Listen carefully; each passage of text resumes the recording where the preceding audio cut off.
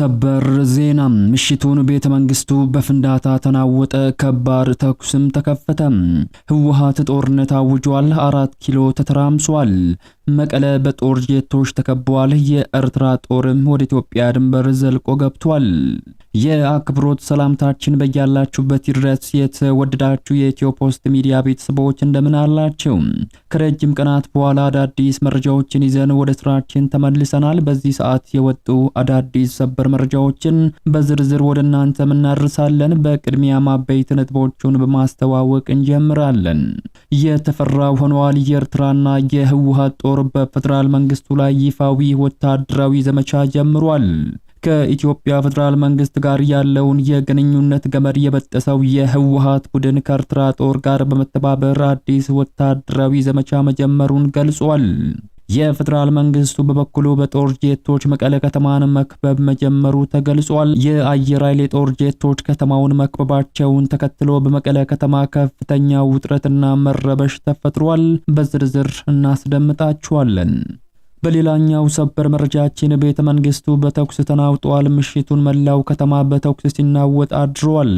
ምሽቱን በቤተ መንግስት አቅራቢያ በተከፈተው ተኩስ ዋና ከተማዋ መናወጧ ከፍተኛ መነጋገሪያን ፈጥሯል። በመዲናዋ ተኩስ የተነሳው ሀገሪቱ ከምርጫ ሂደት ጋር በተያያዘ የፖለቲካ ውጥረት ውስጥ ባለችበት ወቅት ነው። በዝርዝር ታደምጡታላችሁ። በሌላኛው በምስራቅ አርሲ ዞን በንጹሃን ዜጎች ላይ የተፈጸመውን አሰቃቂ ጥቃት ጋር ተያይዞ አሁንም አነጋጋሪ መረጃዎች መውጣታቸውን ቀጥሏል። በጠራራ ፀሐይ ዜጎች እየተገደሉ አንዳችም መግለጫ ከመውጣት የተቆጠበው የብልጽግናው መንግስት በአርሲ ግድያ ፈጽሟል ያላቸውን አካላት በይፋ ገልጿል። በዝርዝር እንመለከተዋለን። በሌላ መረጃ አሜሪካ በውስጥ ጦርነት ተናውጣለች። ፕሬዝዳንት ዶናልድ ትራምፕ ከባድ አደጋ ውስጥ ገብተዋል። ትራምፕ በኢራን ላይ የከፈቱት ጦርነት አሁን የራሳቸውን ስልጣን በከፍተኛ አደጋ ላይ ጥሏቸዋል። በአሜሪካ የተነሳው ታሪካዊ መከፋፈል በዋይት ሃውስ ከባድ እሳትን አቆጣጥሏል። ለመሆኑ በአሜሪካ የተከሰተው ምንድነው የሚለውን በዝርዝር የምንመለከተው ሌላኛው መረጃችን ነው። እነዚህንና ሌሎች ያልተሰሙ መረጃዎች በዚህ ሰዓት በዝርዝር ወደ እናንተ ይደርሳሉ። ቪዲዮ ላይክ እና ሼር በማድረግ እስከ ፍጻሜው አብራችሁን ቆዩ። ሐሳብ አስተያየቶቻችሁን ደግሞ በኮሜንት ላይ በመጻፍ አብሮነታችሁን ግለጹልን። አሁን ወደ ዝርዝር መረጃዎቹ እናምራ። በቅድሚያም በምስራቅ አርሲ ዞን በንጹሃን ዜጎች ላይ የተፈጸመውን አሰቃቂ ጥቃት ጋር ተያይዞ አሁንም አነጋጋሪ መረጃዎች መውጣታቸውን ቀጥሏል። በጠራራ ፀሐይ ዜጎች የተገደሉ አንዳችም መግለጫ ከመስጠት የተቆጠበው የብልጽግናው መንግስት በአርሲ ግድያ ፈጽመዋል ያላቸውን አካላት በይፋ ገልጿል። በምስራቅ አርሲ ዞን በንጹሃን ዜጎች ላይ የተፈጸመውን አሰቃቂ ጭፍጨፋ አስመልክቶ የኦሮሚያ ክልል ኮሙኒኬሽን ቢሮ ኃላፊ አቶ ኃይሉ አዱኛ መግለጫ ሰጥተዋል። በመግለጫቸው ጥቃቱ ምርጫውን ለማደናቀፍ በሸኔ ታጣቂዎች የተፈጸመ ነው በማለት ወንጀሉን በቀጥታ ወደ ታጣቂ ቡድኑ ለማመላከትም ሞክረዋል።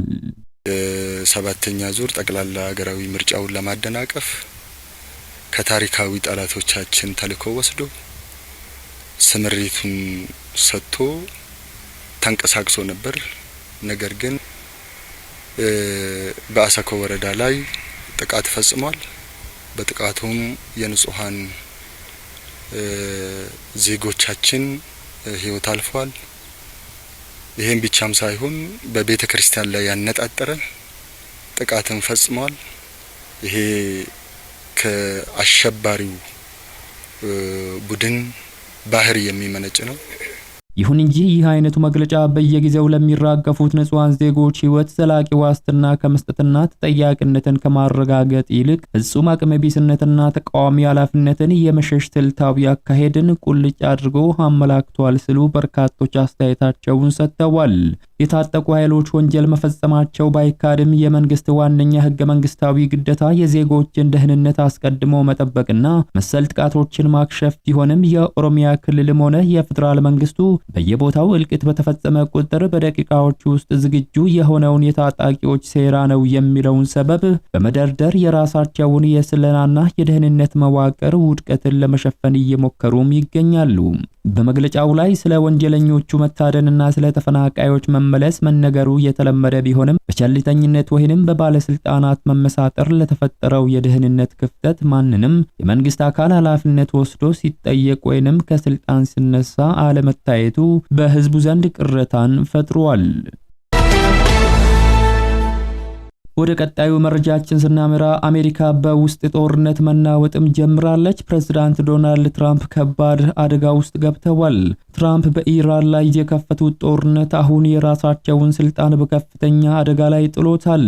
በአሜሪካ የተነሳው ታሪካዊ መከፋፈል ዋይት ሃውስ ውስጥ ከባድ እሳትን አቀጣጥሏል።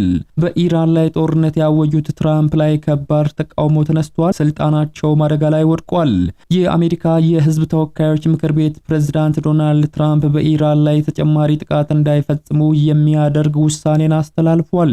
ውሳኔውን ያሳለፉት 215 ለ208 በሆነ ድምጽ ብልጫ ሲሆን 4 ሪፐብሊካኖች ባለፈው የካቲት ወር ላይ የመጀመሪያውን ጦርነት በመቃወም ዲሞክራቶችን ተቀላቅለዋል። አሜሪካን ለሁለት የከፈለው የኮንግረስ አባላትን ያቃቃረው በኢራን ላይ የሚካሄደው ህገወጥ የተባለው ጦርነት ጉዳይ ነው። የአሜሪካ ምክር ቤት አባላት በ215 ለ208 ድምጽ ትራምፕን በገዢው ፓርቲያቸው ውስጥ እንኳ የሚያስፈራሩትን ውሳኔ ቀልብሷል። ትራምፕ ለጦርነት ያላቸው ስልጣን አሁን በይፋ ተገድቧል። ይህ በኮንግረሱ ፍቃድ አልተሰጠም በሚል ትችት ሲቀርብበት የነበረውን የትራምፕን ስልጣን ለመገደብ በምክር ቤቱ የተደረገ አራተኛው ሙከራ ነው። አሁንም ግን ምክር ቤቱ ያሳለፈው ውሳኔ ሪፐብሊካኖቹ በሚቆጣጠሩት የአሜሪካ ሴኔት ይሁንታን ማግኘት አለበትም ተብሏል። ሴኔቱ ሊያጸድቀው ቢችል እንኳ ውሳኔው በኢራን ላይ እየተወሰደ ያለውን ወታደራዊ እርምጃ ያስቆማል ተብሎ አይታሰብም ነው የተባለው። ሴኔቱ ቀደም ብሎ ካደረጋቸው ያልተሳኩ 7 ሙከራዎች በኋላ ግንቦት ወር ላይ ተመሳሳይ የውሳኔ ሐሳብ ቀርቦ የነበረ ቢሆንም እስካሁን ሙሉ በሙሉ ድምጽ ማግኘት አልቻለም ነበር። ረቡዕ ዕለት የምክር ቤቱ አባላት የሰጡት ድምጽ በትራምፕ ሪፐብሊካን ፓርቲ ውስጥ መከፋፈልን መፍጠሩም ተነግሯል። በሌላኛው ሰበር መረጃችን የተፈራው ሆነዋል። የኤርትራና የህወሓት ጦር በፌደራል መንግስቱ ላይ ይፋዊ ወታደራዊ ዘመቻ ጀምረዋል።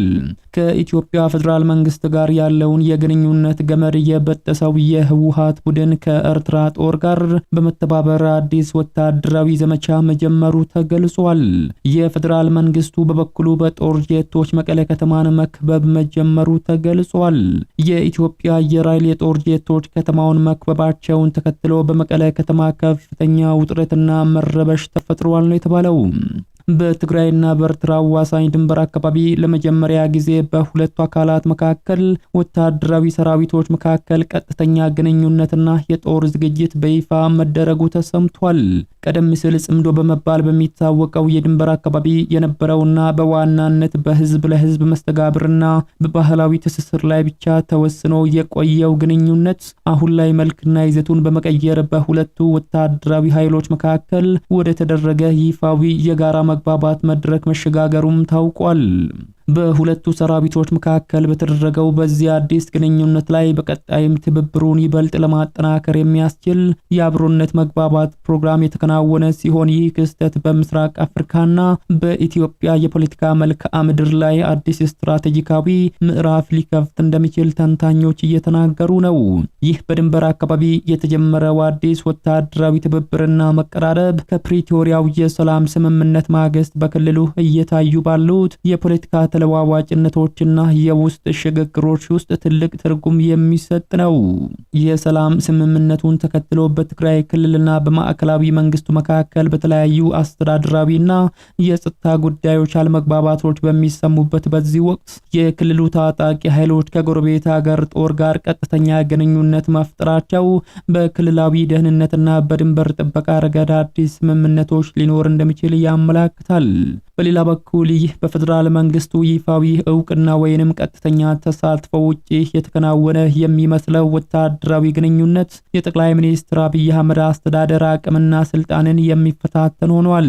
የሀገሪቱ የውጭ ግንኙነትና መከላከያ የመምራት ህገ መንግስታዊ ኃላፊነት ያለበት የ4 ኪሎ ማዕከላዊ መንግስት በሉዓላዊ ድንበር ላይ እየተፈጠረ ስላለው የዚህ አዲስ ወታደራዊና ዲፕሎማሲያዊ ሂደት እስካሁን ፍጹም ዝምታን መምረጡ በብዙዎች ዘንድ ጥያቄን አስነስቷል። መንግስት ጉዳዩን በዝምታ የተመለከተው በሂደቱ ላይ አስቀድሞ ስምምነት ስላለው ነው ወይንስ በክልሉ ላይ ያለው የፖለቲካና የደህንነት የበላይነት እየላላ በመምጣቱ ነው የሚለው ጥያቄ በቀጣይ በሚታዩ የመንግስት ይፋዊ ምላሾችና እርምጃዎች የሚመለስ ይሆናል። ይህ በእንዲህ እንዳለ የአየር ኃይል ተዋጊ ጄቶች በትግራይ ክልል መቀለ ከተማ ላይ ቅኝት መጀመራቸው ተገልጿል። ትናንት ምሽት የኢትዮጵያ አየር ኃይል ተዋጊዎች በትግራይ ክልል ርዕሰ መዲና መቀለ ሰማይ ላይ ድንገተኛና ዝቅተኛ በረራ ማድረጋቸውን ተከትሎ በከተማው ነዋሪዎች ዘንድ ከፍተኛ መደናገጥን ፈጥሯል። ከዓመታት ከባድ የሰሜኑ ጦርነት ማግስት አንጻራዊ ሰላም በሰፈነበት በዚህ ወቅት በምሽት ጨለማ የተከናወነው ይህ ወታደራዊ እንቅስቃሴ መነጋገሪያን የፈጠረ ክስተትም ሆኗል። ይህንን ድንገተኛ ክስተት ከወቅቱ ስትራቴጂካዊና ፖለቲካዊ ሁኔታዎች አንጻር ሲመረመር ይህ እንቅስቃሴ የተከናወነበት ወቅት በትግራይና በኤርትራ ወታደራዊ ኃይሎች መካከል በድንበር አካባቢ አዲስ የጋራ መግባባት መደረጉ ከተሰማ ማግስት መሆኑ ጉዳዩን ይበልጥ ስልታዊ አድርጎታል። በርካታ የፖለቲካ ተንታኞች እንደሚናገሩት ማዕከላዊ መንግስት እንዲህ አይነቱን የምሽት በረራ ማድረጉ በክልሉ ዙሪያ ለሚታዩ አዳዲስ ወታደራዊና ዲፕሎማሲያዊ እንቅስቃሴዎች ምላሽ ለመስጠትና የአየር የበላይነቱ አሁንም የኔ ነው የሚል ስሜት ያለው መሆኑን ለማሳየት የታለመ ስትራቴጂካዊ መልእክት ሊሆን ይችላልም ተብሏል። ወደ ሌላኛው ሰበር መረጃችን ስንሻገር ቤተ መንግስቱ በተኩስ ተናወጠ። ምሽቱን መላው ከተማ በተኩስ ሲናወጥ አድሯል። ምሽቱን በቤተ መንግስት አቅራቢያ በተከፈተው ተኩስ ዋና ከተማዋ መናወጧ ከፍተኛ መነጋገሪያን ፈጥሯል። በሶማሊያ ዋና ከተማ ሞቃዲሾ የፕሬዝዳንታዊ መቀመጫ ቪላ ሶማሊያ ግቢ አቅራቢያ ምሽቱን ከባድ ተኩስ ተከፍቷል።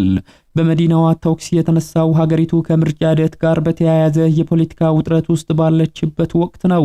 ተኩሱ የተከፈተው በሞቃዲሾ የሶማሊያው ፕሬዝዳንት አስተዳደርን ለመቃወም የታቀደው ሰልፍ ሊደረግ በታቀደበት ዋዜማ ላይ ነው። ጥቃቱን በተመለከተ የቀድሞ የሶማሊያ ጠቅላይ ሚኒስትር ሐሰን አሊ ካይሬ በሞቃዲሾ ሊደረግ በታቀደው የጸረ መንግስት ሰልፍ ዋዜማ የመንግስት ኃይሎች ጥቃት እንደሰነዘሩባቸው ገልጸዋል።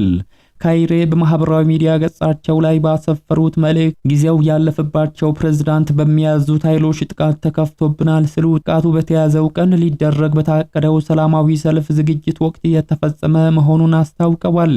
አክለውም ፕሬዝዳንት ሐሰን ሼክ መሐመድ ዛሬ በአማካሪ ስብሰባችን ላይ ለተፈጸመው የኃይል ጥቃት ሙሉ ኃላፊነት ይወስዳሉ ብለዋል። ሶማሊያ አዲስ የፖለቲካ ቀውስ ውስጥ የገባችው ፕሬዝዳንት መሐመድ በግንቦት 15 መጠናቀቅ የነበረበትን የስልጣን ዘመናቸውን በአንድ ዓመት ማራዘማቸውን ካወጁ በኋላ ነው። የተቃዋሚ ፓርቲዎችና የክልል መሪዎች ይህንን ውሳኔ ውድቅ በማድረጋቸው ሐሙስ ዕለት የተቃውሞ ሰልፍ እንዲደረግም ቀጠሮ ተይዞ ነበር። ካይሬ ሰልፉ ላይ መሳተፍ እንዲችሉ በአውሮፕላን ማረፊያ አካባቢ ከሚገኘው ጥብቅ ጥበቃ ከሚደረግበት አረንጓዴ ቀጠና ለቀው በከተማው ወደሚገኘው መኖሪያ ቤታቸው ተንቀሳቅሰው ነበር።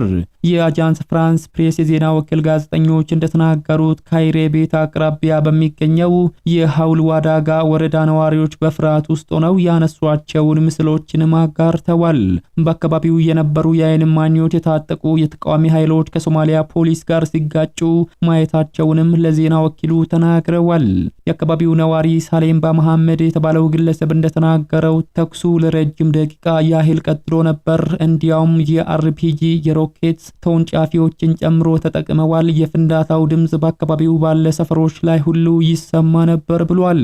ፕሬዝዳንቱ በጎሳ ሽማግሌዎች ላይ የተመሰረተውን የሶማሊያ የፖለቲካ ስርዓትን በዲሞክራሲያዊ ምርጫ ለመተካት እየሞከሩ መሆኑም ይነገራል።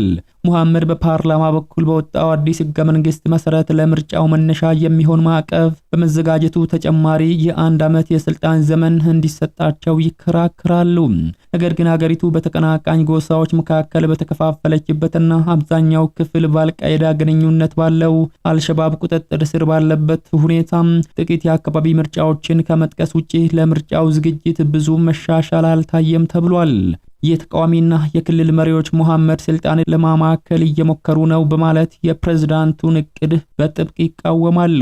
እንደ አሜሪካና እንግሊዝ ያሉ የውጭ ኃይሎች በመንግስትና በተቃዋሚዎች መካከል ድርድር ለማድረግ ቢሞክሩም እስካሁን ትልቅ ለውጥ ማምጣት አልቻሉም። የተወደዳችሁ የሚዲያችን ቤተሰቦች ለሰዓቱ የያዝንላችሁ መረጃዎች የተከታተላችሁትን ይመስሉ ነበር። ከሰዓታት በኋላ በሌሎች አዳዲስ መረጃዎች ዳግም እስከምንገናኝ በያላችሁበት መልካሙን ሁሉ ተመኘን።